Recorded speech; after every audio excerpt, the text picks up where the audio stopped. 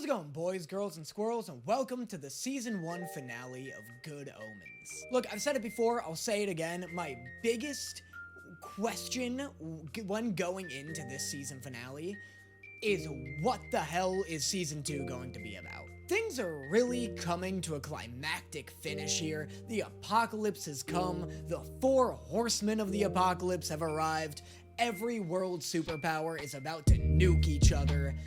I just don't see how this is gonna end in a cliffhanger. Unless the next 50 minutes of this show is filler, I really don't see how we're not gonna wrap everything up.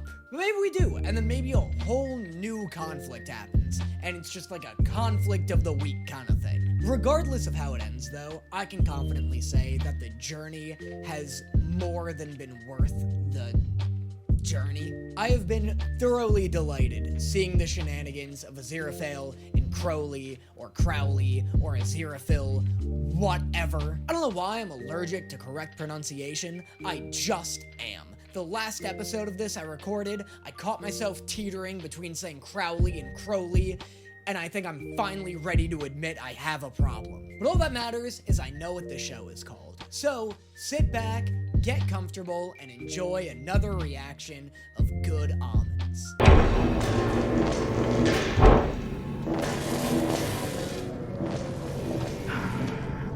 This guy rules. What's this guy's deal? What are his political beliefs? I'll follow him. I would follow this guy into war, regardless of what side he's on. Look, he's even got little war medals. What was he awarded these for? Bravery?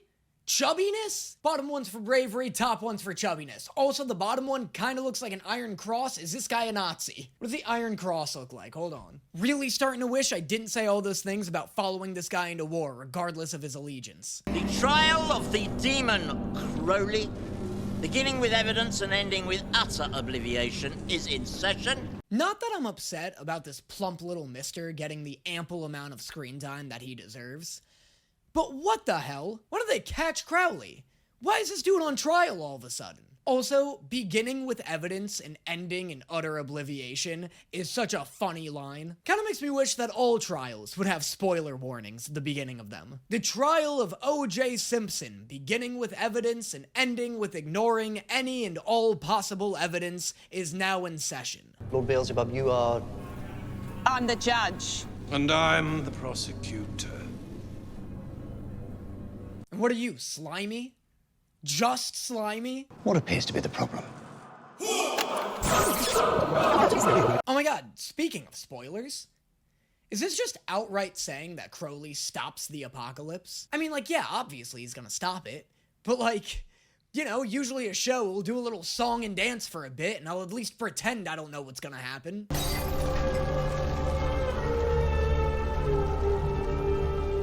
90 years and not a scratch. Now look at you.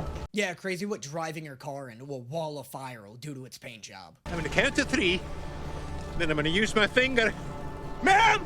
I'm giving you all 5 seconds to vacate this area! This man's American accent is fighting for its life right now.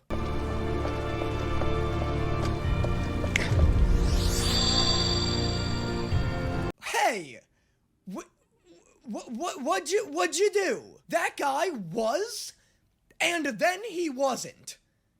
Was he ever? That was crazy. That was scarier than death. Aziraphale just whipped that up out of nowhere. We are here to lick some serious butt. Kick. Aziraphale's kick butt, for heaven's sake. Aziraphale's here to lick ass and chew bubblegum. And he's all out of bubblegum. A word from you and I will end their lives. You can't just shoot children!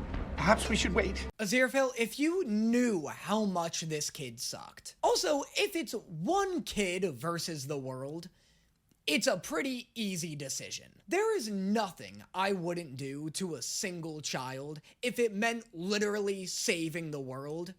I'd skin a kid alive if I had to. No world means no children. The kid I'm skinning wouldn't make it in either scenario, so who cares? I was in my It's bookshop. not right. You should go back to being 2 separate people again. Thanks, kid. You really did him a solid. I still think they should blow his head off. And Adam had. So the Antichrist 3 human children and a former hellhound face death. Is that what they're doing? Facing them? Looks like they're just watching war put on a carnival act. Little boys with your toys. I'm not a boy. I am war. I thought she was like, little boys with your toys. I'm not a boy. I am. To live in me and die in me. And my mum says that war is just masculine imperialism executed on a global stage. War, can you cut this girl's head off first? Or at least have Adam seal her mouth shut again? Oh yeah, Danny, that's just like a man. Shut the girl up the moment she starts talking about feminist issues. No, I want her to shut up because she doesn't know how to have a fucking conversation. Do you think that was an appropriate response to finding out this person is the living embodiment of war? People who try and talk to her and she'll just respond with a news headline she heard somewhere. She's like Bumblebee from the Michael Bay Transformers movies. I do not endorse everyday sexism.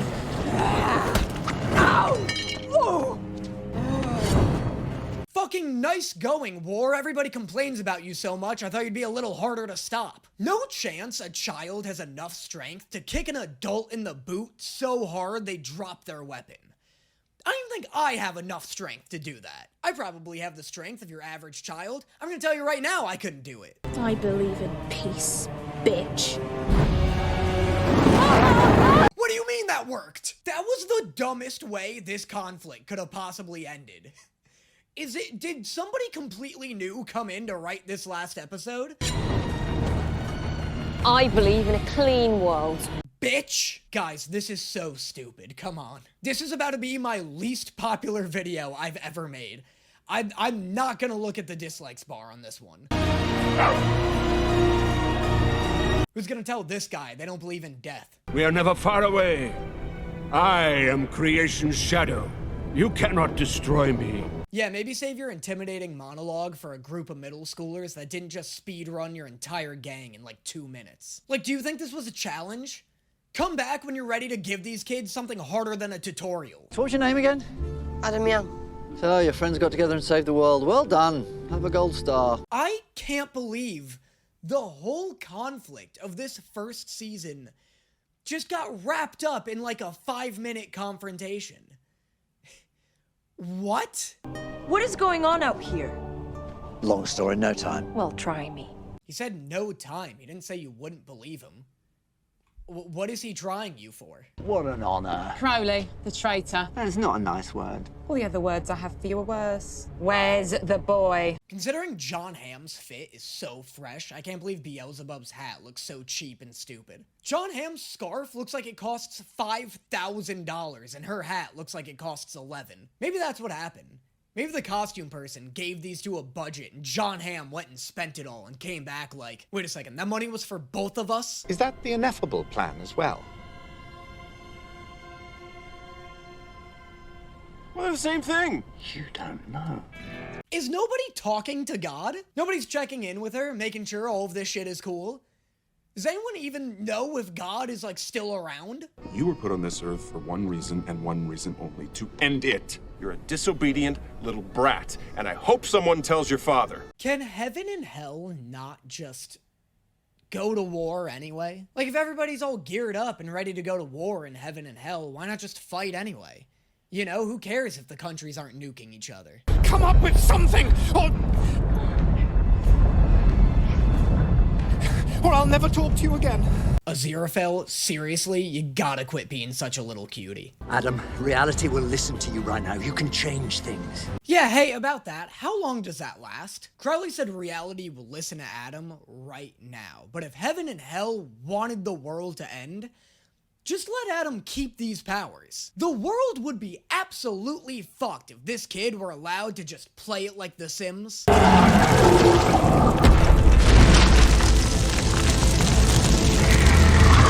Wow.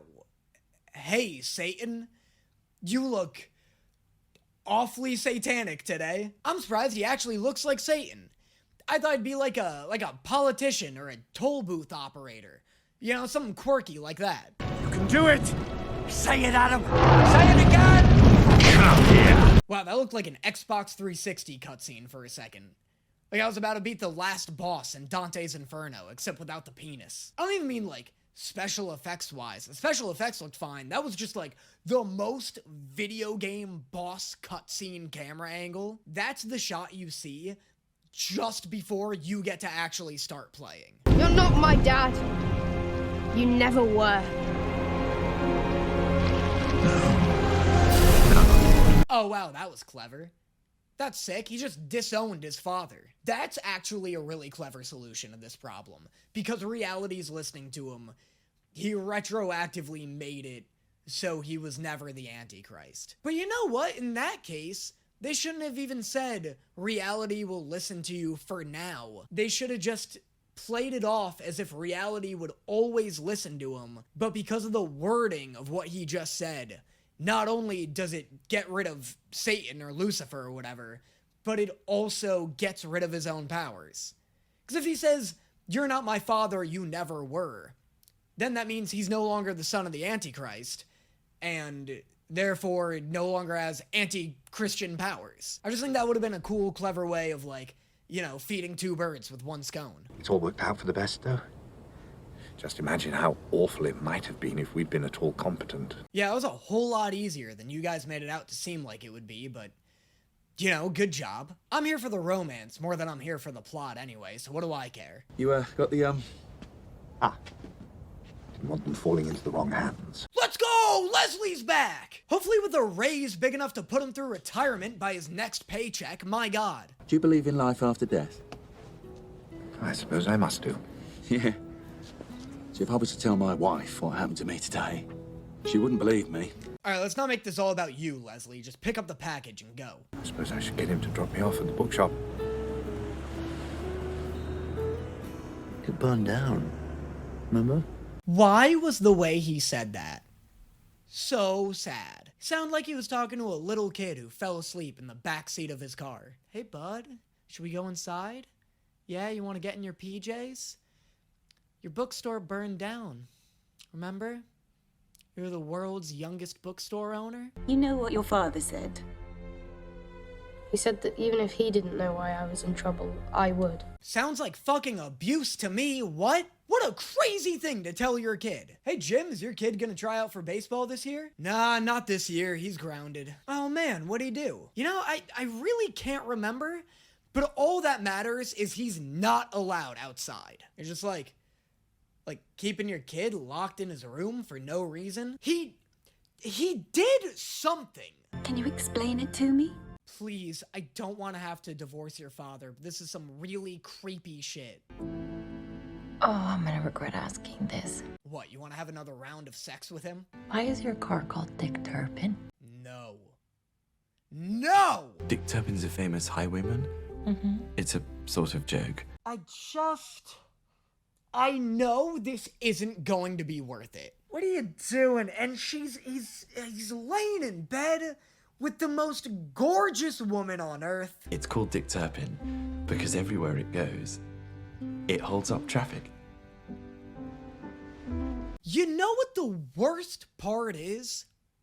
That's not bad. That's not a bad joke at all. It's actually pretty funny. But he's just such a fucking weirdo about it. Don't beg people to ask you for that explanation. You're a pretty good witch finder, though. I mean, you found me. Yeah, he's an even better witch keeper, though, considering you want to stay with him after that. The apparent appearance of the legendary monster of the Kraken was a mass hallucination. Wow, that's convenient. Convenient, everyone's totally cool with that, too. I kind of hate when shows are willing to do cataclysmic events, but aren't willing to commit to them. Like, I would be so much more excited for Season 2 if I knew it was gonna be about a modern-day world reeling with the fact that the Kraken was briefly real. It just sucks when things get whipped back to the status quo like this. What's wrong, love? Ooh, bad luck, dear. That was kind of scary, wasn't it? That was scary in the way that, like, the Yakuza are scary. You know, like something about random acts of gang violence in broad daylight really just like scares the hell out of me. It's like Peaky Blinders scary. I know we're gonna do something even worse.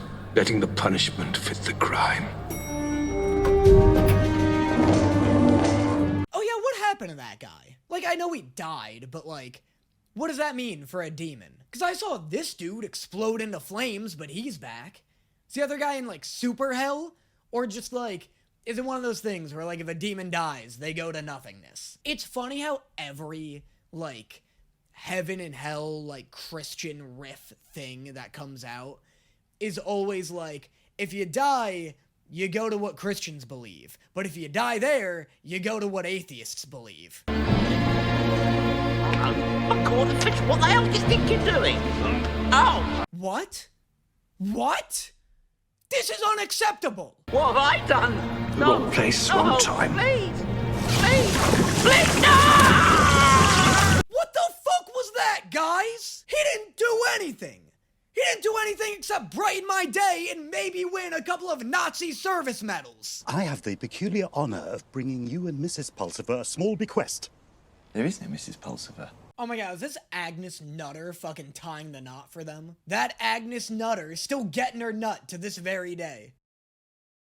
Why is Agnes's family motto, Nutter, I barely know her? All he had to do in return was see that the box was carefully looked after for several centuries and then be delivered on this particular Sunday morning. Oh, is that all? Yeah, no, just look after this box for 400 years. No big deal. The financial success Agnes promises would in no way be worth the decades of anxiety that looking after this box would fill me with. Get a little bungalow. And they say two can live as cheaply as one.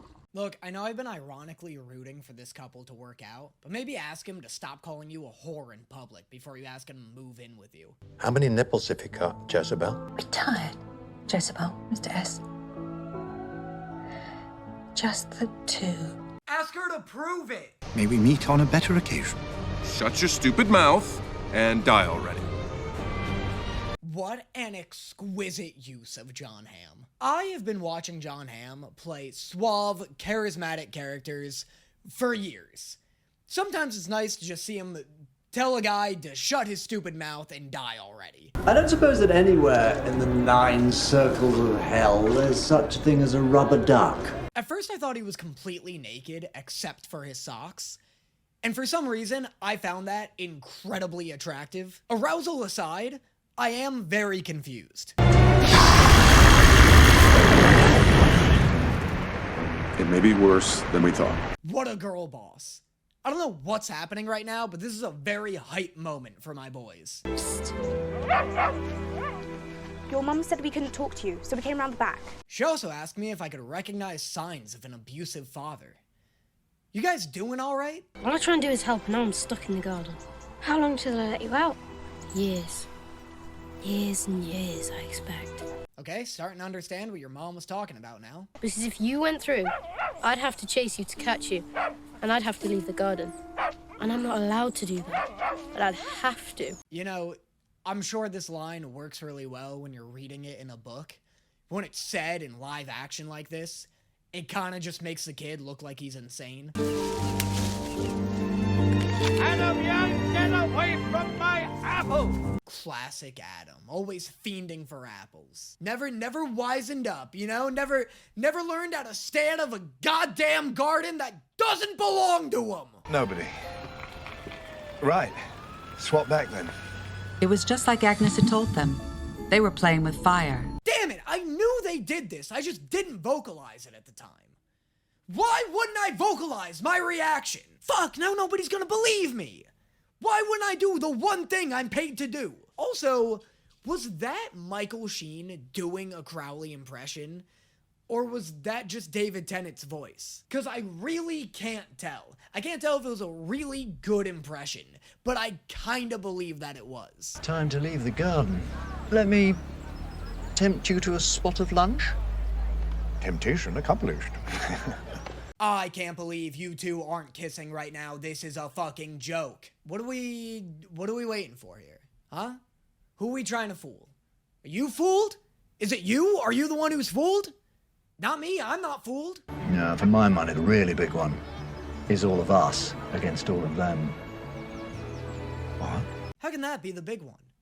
I feel like that won't even last like 40 minutes. No shot humanity has even a chance of winning that. We have 0 powers. Although the 4 horsemen of the apocalypse were just defeated by children, so who knows? Just enough of a bastard to be worth knowing.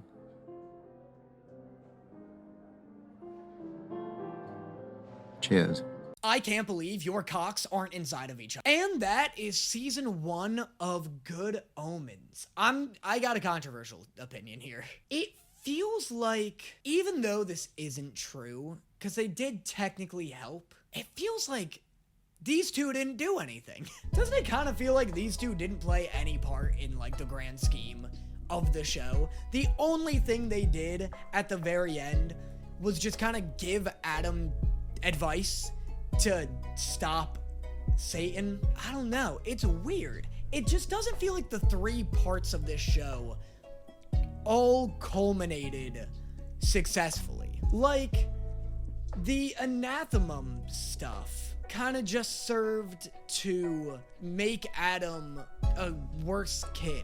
Like, anathema almost ruined Adam, and then these two kind of brought him back on track.